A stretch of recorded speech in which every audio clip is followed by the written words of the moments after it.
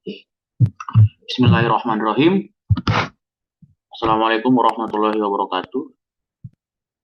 Eh, Terima kasih atas waktunya yang telah diberikan kepada saya untuk mempresentasikan tugas 1, 2, dan 3 yang dimana saya gabung pada satu eh, proyek PPT PowerPoint, eh, mana judul yang saya ambil pada mata kuliah manajemen sistem informasi yaitu Preventive Maintenance.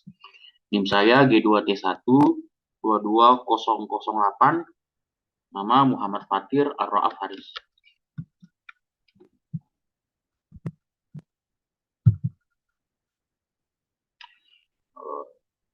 Dalam dunia bisnis,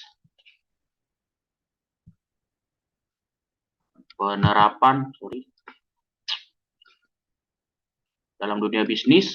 teknologi informasi dan komunikasi saat ini sangat dibutuhkan sebagai alat bantu agar organisasi tersebut dapat maju dan berkembang.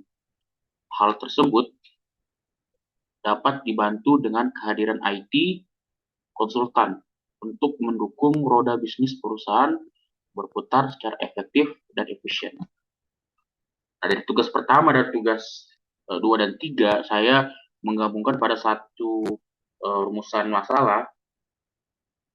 Yang pertama, bagaimana cara meningkatkan kolaborasi yang berdampak pada efektivitas perusahaan. Kemudian yang kedua, mengetahui kinerja PM atau Preventive Maintenance dan diagnosis PC maupun laptop dan Activity Directory. Terus yang kemudian pengembangan apa saja yang bisa dilakukan. Adapun studi kasus saya hari ini yaitu saya akan mengangkat Preventive Maintenance pada PT BRK, di mana klien kami yang pertama ada PT Antam, kemudian Bank Mandiri, Pertamina Transkontinental, dan juga Askrindo. Preventive maintenance adalah yang pertama merupakan suatu pengamatan dan pemeliharaan secara sistematik yang disertai analisa teknis maupun ekonomis untuk menjamin berfungsinya suatu peralatan produksi dan memperpanjang usia pakai suatu peralatan atau mesin. Kemudian waktu preventive maintenance biasanya idealnya dilakukan sekitar 6 bulan sekali, di mana pemakaian PC atau notebook tersebut kurang lebih 2-3 tahun. Kemudian ketika PC atau notebooknya berusia di atas 5 tahun, kami melakukan preventive maintenance sekitar 3 bulan sekali. Kemudian yang ketiga yaitu fleksibel, tergantung perjanjian pada sebuah kontrak.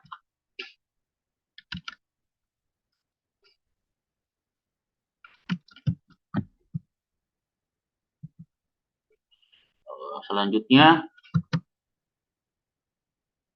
how to develop competitive strategy using information system. Yang pertama dengan memberikan solusi dan layanan digital yang didukung oleh ekosistem yang luas dan memanfaatkan kekuatan infrastruktur hyper-converged, kemudian omni-cloud atau edge computing melalui jaringan 4G dan 5G, di mana komputasi kognitif dan artificial intelligence, kemudian otomatisasi proses robotik, kemudian manajemen dan analitik data perusahaan, dan perencanaan sumber daya perusahaan, aplikasi bisnis dan teknologi yang terbarukan.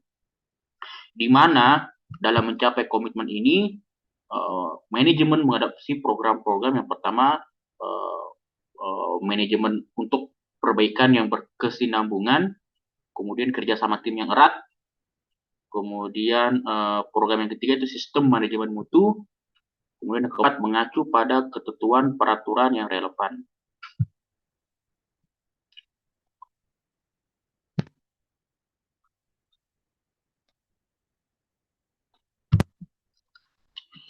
Salah satu pengembangan yang kami lakukan pada klien kami yang pertama ADDS. Apa itu ADDS? Yaitu Active Directory Domain Service. Adalah layanan untuk mengelola hak akses dan security pada penggunaan atau jaringan komputer di perusahaan, di mana ADDS ini sendiri merupakan pengembangan dari direktori aktif dari Windows. ADDS sendiri memiliki fungsi yang mendukung kerja komputer dan jaringan sebagai berikut. Yang pertama, menentukan akses data dalam sebuah jaringan, di mana ADDS ini berfungsi untuk memberikan izin atau larangan pada pengguna komputer untuk mengakses folder tertentu pada server. Kemudian yang kedua, mengelola prosedur akses jaringan komputer yang digunakan kantor pusat, kantor cabang, dan juga bagi karyawan yang bekerja dengan cara by remote. Kemudian memudahkan pengaturan jaringan sistem komputer perusahaan, kemudian memfasilitasi grup polisi untuk mengatur pengguna komputer yang boleh memasuki grup tertentu. Yang terakhir, ADDS memiliki level keamanan lebih tinggi dibandingkan dengan layanan direktori lainnya.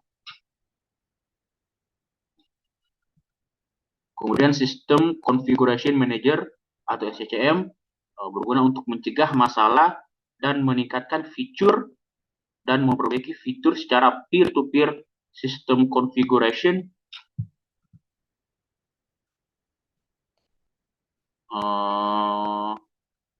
memperbaiki fitur secara peer-to-peer sistem configuration bawaan Windows, yang dimana SCCM ini sampai saat ini masih menjadi andalan untuk pengguna Windows. Selanjutnya, what is support assist? Dimana support assist adalah teknologi konektivitas online, dimana support assist dapat menghubungkan antara satu komponen dengan komponen yang lain, melakukan diagnosis ini pada sebuah perangkat, dimana untuk menunjang operasional laptop dan PC, membuat kinerja berjalan seperti baru, mendeteksi masalah, mengoptimalkan pengaturan, dan memberitahu user atau perangkat itu sendiri kapan sih harus melakukan pembaharuan pada perangkatnya. Di bawah ada gambar support assist, di mana langkah-langkah yang dilakukan ketika perangkat terintegrasi alert setelah dilakukan pemeliharaan. Biasanya langkah-langkah yang kami lakukan yaitu melakukan pengecekan lewat pengkodean, kemudian kita cek by system, kemudian jika kedua cara tersebut masih tidak bisa menyelesaikan masalah, kami melakukan pengecekan by unit. Adapun salah satu cara untuk pengecekan by unit, yang pertama kita melakukan restart device atau melakukan diagnosis dari awal.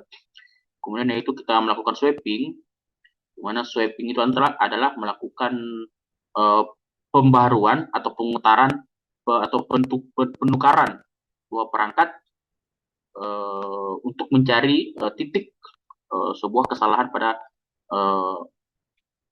konfigurasi atau perangkat keras pada perangkat yang dimiliki oleh user.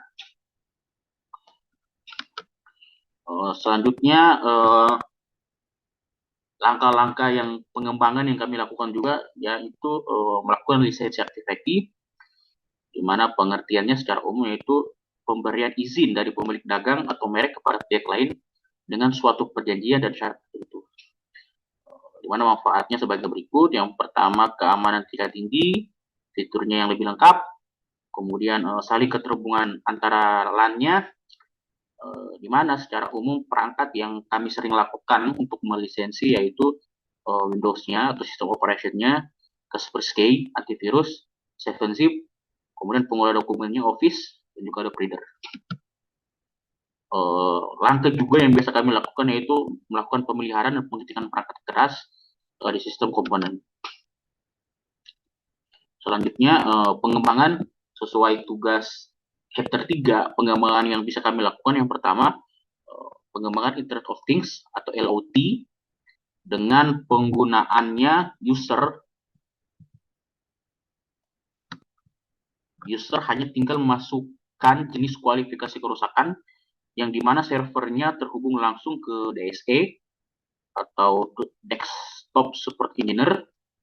Kemudian yang kedua, pengembangan sistem informasi maintenance, web atau gadget. Dengan adanya siswa engineer bisa langsung mengkualifikasikan jenis kerusakan dan tidak harus mengecek SN satu persatu setiap unit yang ada. Baik, terima kasih atas kesempatannya.